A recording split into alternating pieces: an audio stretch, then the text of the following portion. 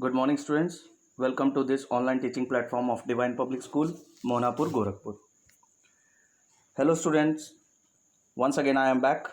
Today, I am going to explain you the chapter The Rat Trap, written by Selma Lagerlof from your textbook Flamingo, subject English of class 12.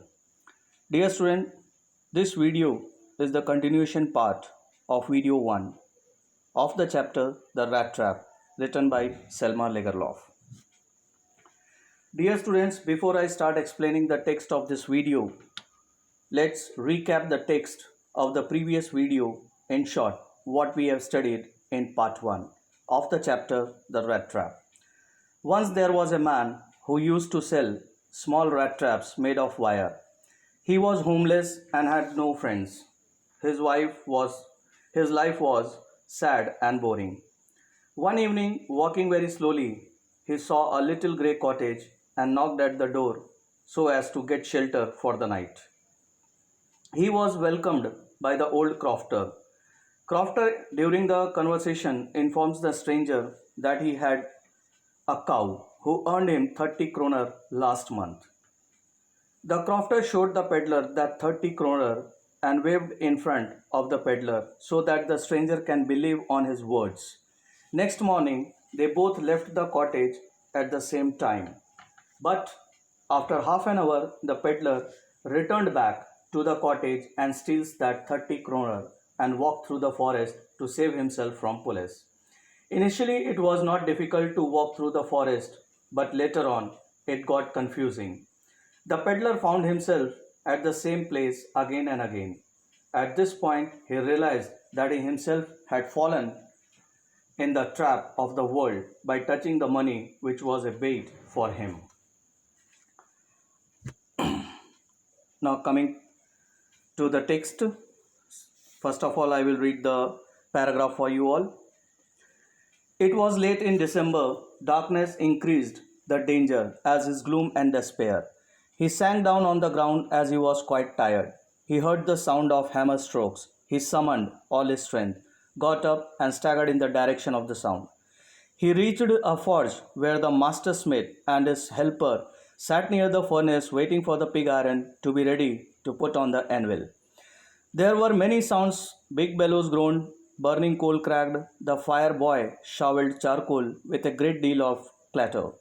The waterfall roared, a sharp north wind whipped the rain against the brick tiled roof. On account of all these noises, the blacksmith did not notice that a man had opened the gate and entered the forge until the stranger stood close up to the furnace. Now, as you can see, student, I have highlighted the difficult words in this paragraph in red color. So let's have a look at the meaning of the difficult words. The first one is gloom, which means sadness. The second difficult word is despair. It means loss of hope. Then comes summoned, which means make an effort. Staggered means tottered, not able to walk properly. The fifth difficult word is forge, which means a smithy furnace. Then next it comes furnace, which means an enclosed structure in which materials can be heated. Then seventh difficult word is pig iron, which means iron extracted from mines. Eighth difficult word is here anvil, a heavy iron block on which smith works. Then it comes shoveled, that means move a coal from shovel. Dear student, the shovel is an instrument. Then it comes the clatter. The meaning of the clatter is rattling sound. Then roared, it means utter a full deep cry. Then whipped, which means struck. Now dear students, I want you to be very attentive and listen the explanation very carefully as I am going to explain the text for you all. Now see the first line. It was late in December, darkness increased the danger as also his gloom and despair. As it was the month of December, winter season, it got dark early. As it got dark, his hope of escaping from the forest reduced. The danger of his life increased, and so did his feeling of being hopeless. There was no way left for him. He sank down on the ground as he was quite tired. He heard the sound of hammer strokes. Now, dear student, as he was tired, he sank on the ground and terrified that his thought, that means he was terrified on his thought that this was his last moment and soon he would die. As he laid his head on the ground, he heard a very strong regular sound. It was a hard sound that was coming at the regular intervals. He soon realized that these sounds were the sounds of hammer strokes from an iron mill. He thought that he could find some people nearby, and with this thought, he gathered some strength and started walking with great difficulty towards the direction of the sound. Now he reached a forge where the master smith and his helper sat near the furnace, waiting for the pig iron to be ready to put on the anvil. Now, dear students, the Ramsjo Iron Works at that time was a large plant which had shut down few years ago. It had smelter, rolling mill and a forge. So finally he reached a forge where the master smith and his helper sat near the furnace waiting for the pig iron to be ready to put on the anvil. The master smith and his helper were sitting in the dark forge which was built near the furnace. Master smith, that means the blacksmith here, was wearing a long shirt and a pair of wooden shoes. Both of them were waiting for the pig iron which was put inside the furnace fire to be ready to put onto the anvil. Now dear students, anvil is a heavy block with flat top which is used to shape the metals. Now there were many sounds, big bellows groaned, burning coal cracked, the fire boy shoveled charcoal with a great deal of clatter, the waterfall roared, a sharp north wind whipped the rain against the brick-tiled roof. So dear student, in the forge one could hear different types of sounds. There was a big bellow which was blowing air in the fire with great sound. Also there was the sound of cracking coal. One could hear the bang of the charcoal which was being shoveled by the fire boy. The sounds which were coming from outside the mill, these were of the waterfall, the high speed north wind which hit the raindrops against the brick tiled roof. On account of all these noises, the blacksmith did not notice that a man had opened the gate and entered the forge until the stranger stood close up to the furnace. Now, it was due to these different types of sounds that the blacksmith didn't realize that a man had opened the gate of the forge and had entered till the peddler came and stood near the furnace. The blacksmith glanced only casually and indifferently at the intruder, with a long beard, dirty rags, and with a bunch of rat traps dangling on his chest. The peddler asked for permission to stay. The master blacksmith nodded a hearty consent without saying a word. Just then, the ironmaster who owned the Ramsjo iron mill came into the forge on one of his nightly rounds of inspection. The ironmaster saw that a person in dirty torn clothes had moved so close to the furnace that steam was rising from his wet rags. He walked close up to him, looked him over very carefully. Then he tore off his hat, which had a wide flexible brim, to get a better view of his face. He called him Niels Olof and wondered how he looked. Now see the difficult words, students, here. The first one is intruder, which means one who comes uninvited. The second difficult word is dangling, which means hanging. The third difficult word here is nodded, means lower and raise one's head slightly and briefly. Then comes flexible, capable of bending easily without breaking. And the last difficult word is brim, which means the projecting edge around the bottom of a hat. Now see the first line, student, for meaning. The blacksmith glanced only casually and indifferently at the intruder with a long beard, dirty rags, and with a bunch of rat traps dangling on his chest. As the blacksmiths were accustomed to visitors, they were indifferent to this peddler. They just looked at him. The rat trap seller's appearance was similar to that of other wanderers. He had a long beard, was dirty, wore wore old worn out clothes, and had a bunch of rat traps hanging from his chest. The peddler asked for the permission to stay. The master blacksmith nodded a hearty consent without saying a word. Now the peddler tried to seek permission from the blacksmith so that he could stay in the forge for a night. The blacksmith allowed the peddler with an arrogant consent by just nodding his head and didn't say a single word to him. Just then, the ironmaster who owned the Ramsjo iron mill came into the forge on one of his nightly rounds of inspection.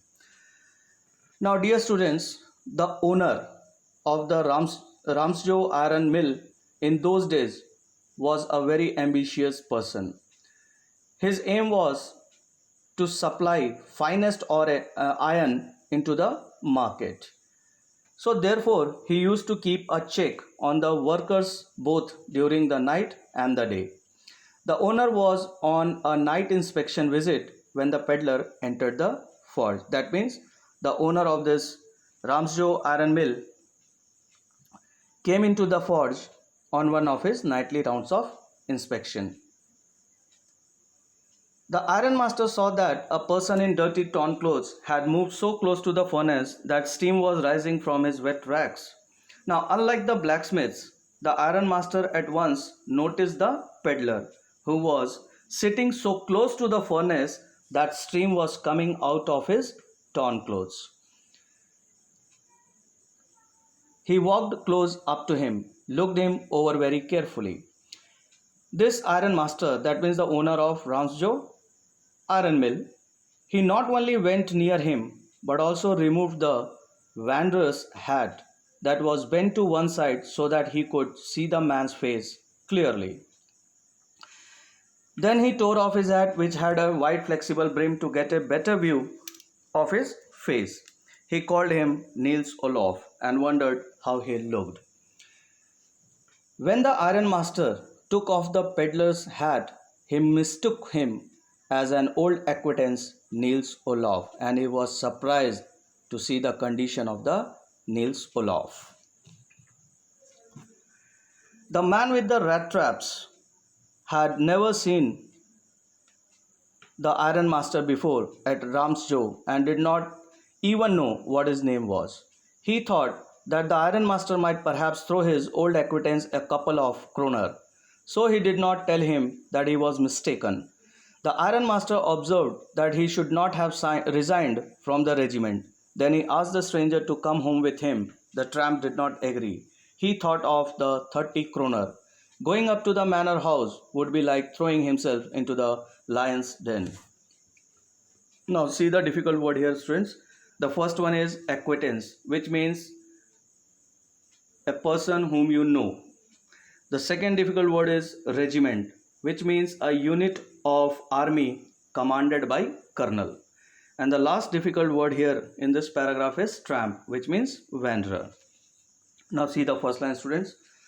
The man with the rat traps had never seen the ironmaster at Ramsjo before and did not even know what his name was. The peddler didn't know him, nor had he seen this man before, but he thought that the ironmaster might perhaps throw his old acquaintance a couple of kroner. So the peddler thought that if this man mistook him as his old companion and gave him some money out of pity, then it would be a good thing for him. For this reason, he didn't reveal his identity. Therefore, he didn't let him know that he had mistaken him as Niels Olof.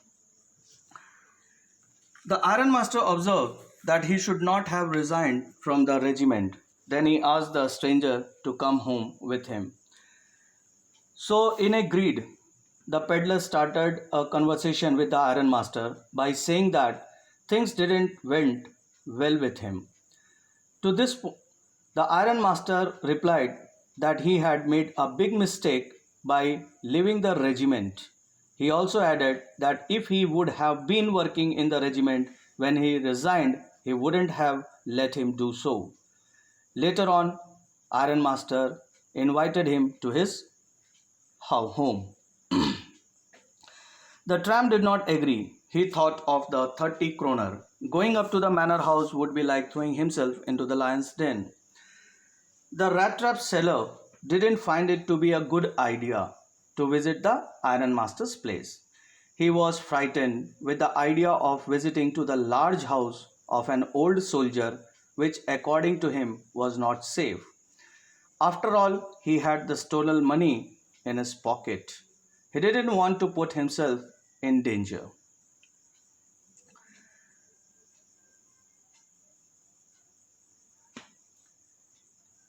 The intention of the peddler was to only sleep in the forge for that particular night and go away from there without even being noticed. The ironmaster assumed that he felt embarrassed because of his miserable clothing. He said that his wife Elizabeth was dead. His boys were abroad and only his oldest daughter was with him. He invited the stranger to spend Christmas with them. The stranger said no thrice. The ironmaster told Stern Storm, the blacksmith, that Captain Wonstale preferred to stay with him that night. He laughed to himself and went away. Now look at the difficult words here, students. The first one is assume, which means took for granted. And the second difficult word here is embarrassed, which means perplexed. Now the ironmaster assumed that he felt embarrassed because of his miserable clothing. Now the ironmaster was aware of his friend's miserable condition. So he tried to make him comfortable by saying that he should feel free to come to his house as his home was an ordinary one.